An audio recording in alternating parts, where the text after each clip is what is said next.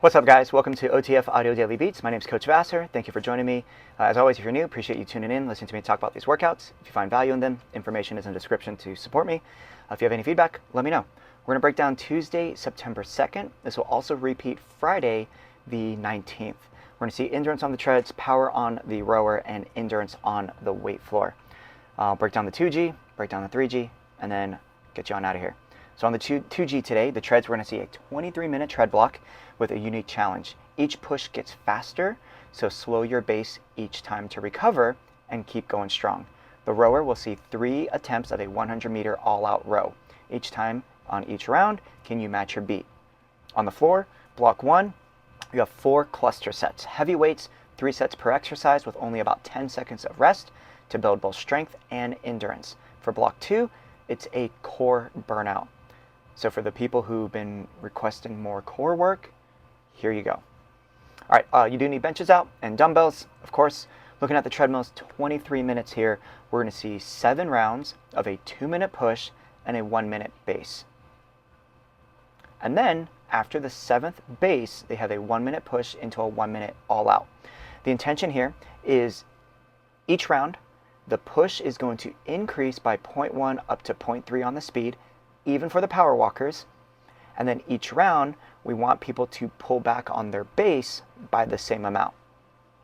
So we are going to widen the gap and spread apart those 2 efforts more and more. Okay. So the first one kind of sets a tone. 2-minute push, 1-minute base. Power walkers are at a 5% incline or greater. Joggers and runners, knowing that we're going to bump up every round, just keep them 1 over their base speed. Okay, because eventually they're going to go up as high as 1.6 over their base, because on rounds 2, 3, 4, 5, 6, and 7, there's 0.6 added on. Power walkers, same idea. They are paying attention to their walk speed. Their incline stays the same. So if, in fact, their push, even at that low incline, they really have to hustle fast. Okay. Now for the bikes and striders, they're just going to alternate between a push and base gear. Each round, try to increase the push gear as long as it still feels a push, but not an all out. Drop the base gears as needed to kind of adjust for that balance. In true honesty, knowing that there's 7 rounds, keep it simple.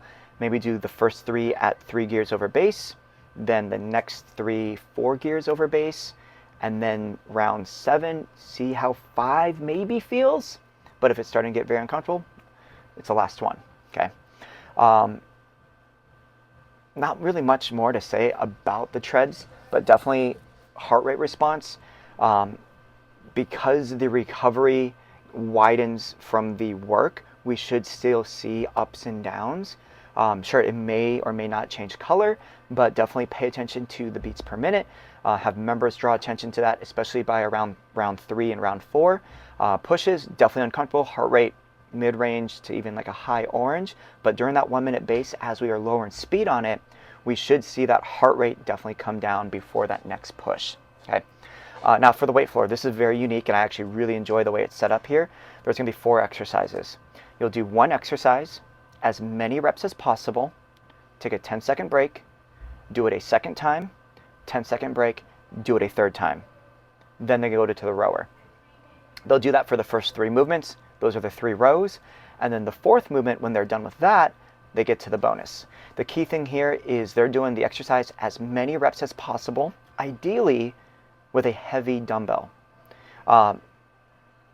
If members are a little concerned about going straight to a heavy weight, especially like the group that starts on the floor, maybe more of like a conservative heavy or like a moderate weight choice. We're going to see closed grip bench press. Pick a weight where they could probably do about 8 to 10 reps, and they definitely are struggling by rep 9, rep 10. 10-second rest, have them sit up, catch their breath, count to 5, 10, whatever in their head, and then they go again. And the intention is for them to get as close to that initial rep count as possible. So if they got 10, could they get within 2 more reps of that the next time? So at least 8. And then the third round, could they get within another 1 or 2 of that previous round? So in total, they might do like 20 plus reps with a moderate weight. So a great opportunity for them to recognize how strong they truly are, as well as kind of test their muscular endurance. The second movement is going to be sumo deadlifts. The third movement is a seated low row. If people have lower back issues, they could go into like a split stance 1-arm low row or on the strap and do the strap low row. And then the final movement is the two-handed single dumbbell lateral shift. So dumbbell's going to hang between the legs as they shift their weight left to right. If that's a little awkward, a goblet position is a great idea, but of course that's going to challenge the midline a lot more, so they may have to go lighter to maintain good spinal integrity. Each row is 100 meters. Literally grip it, rip it, 25 seconds or less, match your beat every round. Okay. When they finish the lateral shift, then they're going to do all 4 exercises at 12 reps each. So 12 reps of the chest press, 12 reps of the deadlift, 12 reps of the row, 12 reps of the lateral shift, and they'll just keep repeating that. During the final base on the treads, they then go into the setup for the weight floor for block 2, which is a core burnout.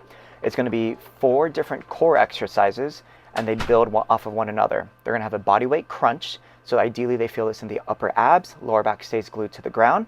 Then they go into a body weight double crunch. Upper body looks the same, so fingertips are here, they're crunching up, but as they crunch up, they're pulling their knees into their chest. As they lay back, they're trying to extend the feet out about 6 inches off the ground as they keep that lower back glued to the ground.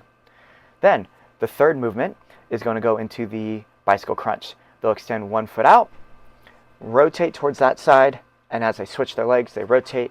I like to draw attention to trying to keep that lower back glued to the floor rather than sitting up into it. So it is a twist side to side. Final one is a crunch hold with alternating heel tap. So the feels are, legs are up, they're crunching here, knees are bent, and they're going to have one leg lower down, come back up, and then the other one back up and down. Very similar to trying to engage the lower abs as they lower that leg to get that stretch. 2 minutes of straight core should be quite the burner if they do it right. And that's a 2G. 3G, we're going to see one block for every group. On the treadmills, it's going to be 6 rounds of a 90 push, 45 base. So same idea as the 2G, but of course a little bit shorter on everything, but still a 2-to-1 work to rest ratio. So here, because round 1 kind of sets the tone, there's going to be 5 opportunities to increase the push and decrease the base. The key difference here is after that last base, they go right into a 1 minute all out. So there's no push all out like you see in the 2G. For the rowers, they're going to do a 300-meter row 3 different ways. The first time is a base row, but with an explosive squat jump on the other side. And the next row is a push row for 300 meters, and then we slow down the movement with a squat to toe. And then the third row is an all-out effort row, and they're going to do body weight squats. Okay, so the intensities are inverse of one another, increasing the intensity on the row as they decrease the intensity of the body weight movement. With this longer row, the split time would be a good gauge, and have them try to decrease their split time by about 3 to 5 seconds when they go to their push. Try to decrease it again another 3 to 5 seconds when they go to their all out. Of course, their overall time to complete should decrease as well. Okay, so using myself as an example, a 300-meter base row will probably take me about a minute 10, minute 15.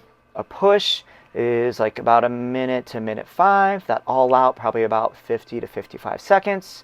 And that's just as an example. Round 2 is the same thing, but with a 200-meter row. And then the third round is 100 meters. After they finish that third round of the 100 meters and everything, their bonus is just to row until that 1 minute all out. Weight floor, it's going to be those 4 cluster movements from the 2G. And then their finisher is going to be the double crunch and the bicycle crunch for the final minute when the treads and the rowers do their 1 minute all out. Okay, just like in the 2G, closed grip chest press for 3 rounds, sumo deadlift for 3 rounds, seated low row for 3 rounds, lateral shift for 3 rounds, and then do all 4 movements at 12 reps each until you call time for the finisher. And that is Tuesday, September 2nd. Once again, repeats Friday, the 19th. That's it. Coach it down.